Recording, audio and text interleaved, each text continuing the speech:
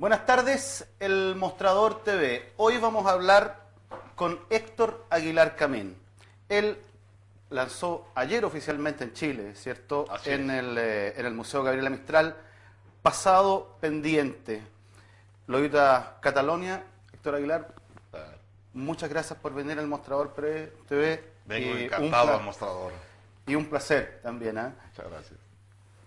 Para que nos vamos de lo más sencillo a lo más difícil, ¿en qué momento surge la idea de escribir este libro? Porque son historias que te pasaron a ti, ¿cierto? Son conversadas, son historias de sobremesa. Y además tú en el lanzamiento, como lo he dicho en nuestra entrevista, es el que te representa de manera más plena también. Sí, los temas que están en este libro, los géneros que están en este libro, los personajes. Si yo tuviera que darte un libro donde estuviera, digamos, representada la mayor parte de mis obsesiones y de mis intereses y de mis temas, este sería sin ninguna duda. Ahora, este no es un libro pensado como libro, sino que es un libro que fue acumulándose en el tiempo. La primera historia que yo escribí de estas 14 historias, la escribí por ahí del año 90, y la última la escribí en el año 2008. Es al final como la antología de las mejores historias que yo he escuchado. Empezando por el lugar en donde se funda el género que para mí es de la historia conversada, que es la sobremesa de mi casa, como la sobremesa de todas las casas. Hay estos momentos en que en mi familia, mi madre y mi tía contaban las historias que recordaban de su infancia, de su adolescencia, de nuestra vida común en Chetumal, el pueblo donde yo nací y del que salí muy niño porque un ciclón lo destruyó. De manera que ese pueblo seguía flotando mitológicamente en las palabras y en las historias de mi tía y de mi madre. Y ese es el modelo fundamental que yo he convertido en mecanismo de todas estas historias. Hay una conversación, como son las conversaciones, dispersas, variadas, discordantes, y de pronto una voz toma el mando y cuenta una historia completa. Ese es el mecanismo de todas y cada una de estas historias, y es el mecanismo tomado directamente de la experiencia familiar, de la experiencia de la sobremesa. Yo siempre digo que yo me hice escritor un poco de la boca de mi madre, fascinado por la posibilidad de contar historias, de la calidad o del atractivo, a veces del humor con que mi madre contaba las suyas. Y este es el libro, digamos, que resume toda esa experiencia, desde la influencia muy niño, muy adolescente, de escuchar esas voces y esas historias, hasta el momento de ser ya un escritor con los años que tengo, que encuentra en esta fórmula, yo he encontrado en esta fórmula una manera hospitalaria, sencilla, lo más sencilla posible, de invitar a los lectores a participar en una conversación donde se cuenta una historia que no solo son las mejores historias que yo he escuchado, sino que cada una tiene además algo adentro, como una revelación. Al final, no solo está contada una historia, sino está revelado algo profundo, ¿no? De los personajes que participan en la historia, algo profundo de sus emociones, de su memoria, de las lesiones de su vida, de sus melancolías, de sus sueños perdidos, de sus reinos ganados. Y es una conjunción muy diversa de personajes y de situaciones bajo este mecanismo fundamental de una historia que se cuenta en el curso de una conversación. Tú dices que aquí están las mejores historias que yo he escuchado, que tú has escuchado. ¿Te quedó alguna fuera? ¿Cómo jerarquizaste en esto? Porque uno siempre escucha buenas historias. Yo escuchaba una cantidad, tú has escuchado una cantidad y todo el mundo, y la historia propiamente también, la de uno también es, como dice doña Viviana en el segundo cuento, sí. Uno la puede contar y que puede que jamás uno se la crean, ¿no? Bueno, el primer requisito es que me hayan dado ganas de escribirla, ¿no? Porque tengo notas de historias escuchadas, debo tener 150 o 200 historias escuchadas, pero solo estas, por la razón que sea, no lo sé, me indujeron a sentarme y a contarla y a completar la historia escuchada, porque cuando tú oyes una historia en una conversación, hay muchos sobreentendidos, ¿no? Tú empiezas a decir, oye, mira, te voy a contar ahora supiste lo que le pasó a fulano, y el que te está oyendo conoce a fulano. Tú no necesitas describirle a fulano, no necesitas decirle quién es fulano, no al lector. Al lector sí tienes que decirle, te voy a contar una historia y te voy a decir de fulano, mira, fulano es así y así, y darle unos cuantos rasgos, muy poquitos, suficientes, para que no se pierda el tono de la conversación, pero para que el lector pueda ver a los personajes que están referidos en la historia que está siendo conversada, ¿no? De modo que ahí está como, digamos, en naturalidad. Yo quisiera que los lectores acudieran a esto como si estuvieran acudiendo a una conversación. Pero no es una conversación, es un texto escrito. Y sin embargo, el artificio, si es que está logrado, lo que tienes es que simular que acudes a una conversación con la misma facilidad con que se acude a una conversación y con la misma transparencia y con la misma rapidez. Ojalá que al final también con alguna resonancia propiamente literaria de las historias que se van quedando en la memoria, ¿no? Tú recién hablaste de que esto es una antología, ¿cierto? Y hay una acumulación de historias de las mejores que has escuchado. Pero tú estás aquí también. ¿Hay algo de autobiografía en el tema? Si uno pudiera encontrar, buscar, escudriñar.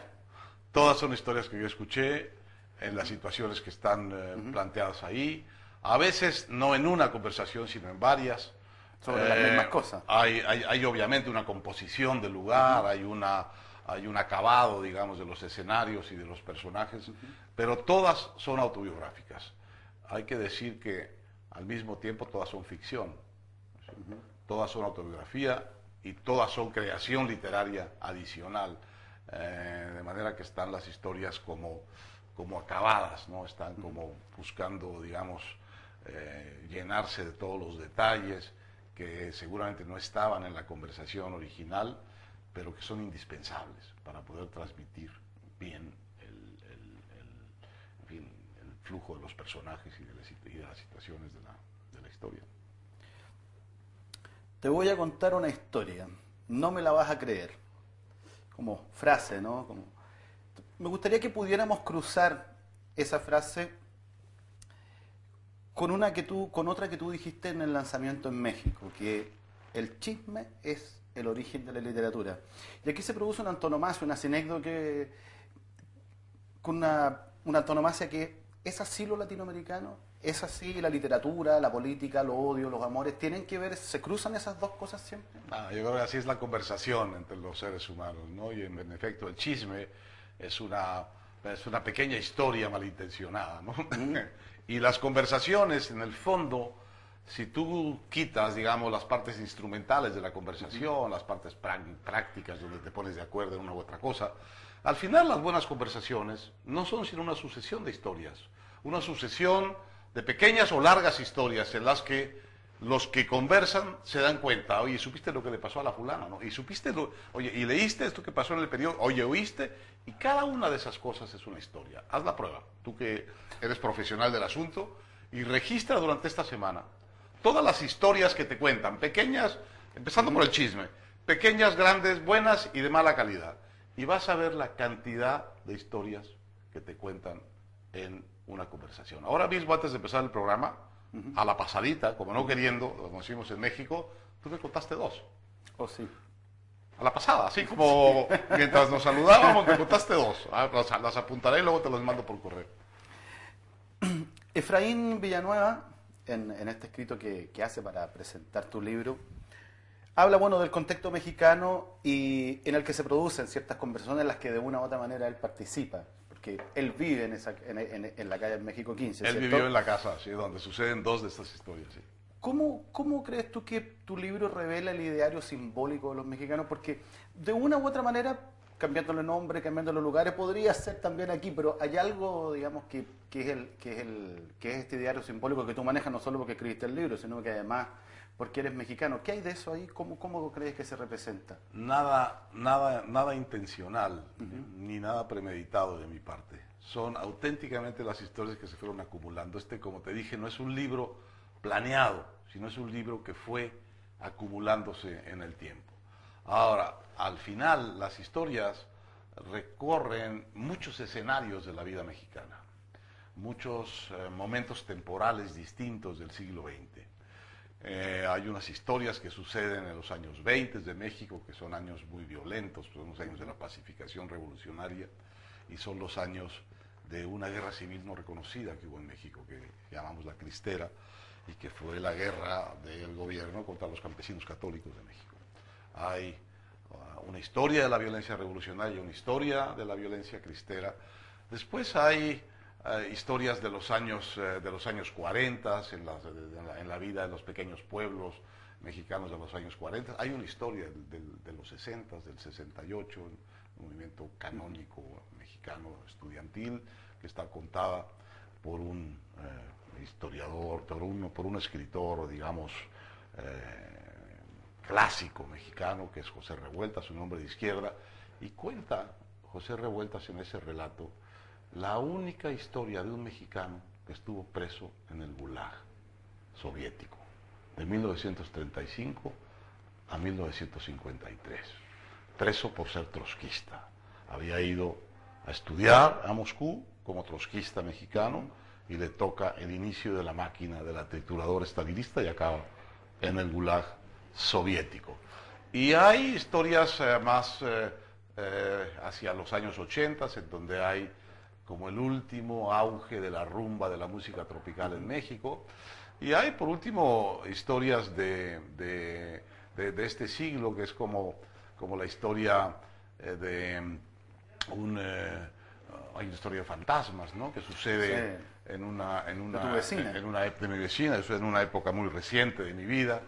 De manera que al final la diversidad de las historias sí acaba siendo también un cierto muestrario de lugares, de personajes, de situaciones mexicanas, pero en ningún sentido pretendo que pueda representar nada en términos de digamos, del ideario simbólico o del imaginario mexicano, ¿no? Lo que está ahí, ¿no? Pero no porque yo lo haya buscado. Aunque algo me comentaste al principio, ¿cómo influyeron las historias de tu madre y tu tía en la metodología para escribir? ¿Escribiste bien desde que eras adolescente? ¿Ya estaba ahí esa influencia? ¿Fue más tarde? ¿Se fue perfeccionando? ¿O fue ahora último, digamos, que pensaste, digamos, en esta metodología para poder plasmarla en historias conversadas, historias de sobremesa, como dice Efraín? Mira, yo creo que no soy todavía un buen escritor. Yo creo que los buenos escritores están obligados a saber lo mal que escriben. Parte de la condición de escribir bien es estar muy claro de las grandes fallas de lo que escribes. Pero en este libro yo he llegado como a una cosa esencial, básica, que buscamos todos los escritores. Tardamos mucho tiempo, yo al menos, los escritores, en entender que las mejores historias que uno puede escribir son las que están cerca y a la mano, las que son, en un sentido muy puntual, parte de uno.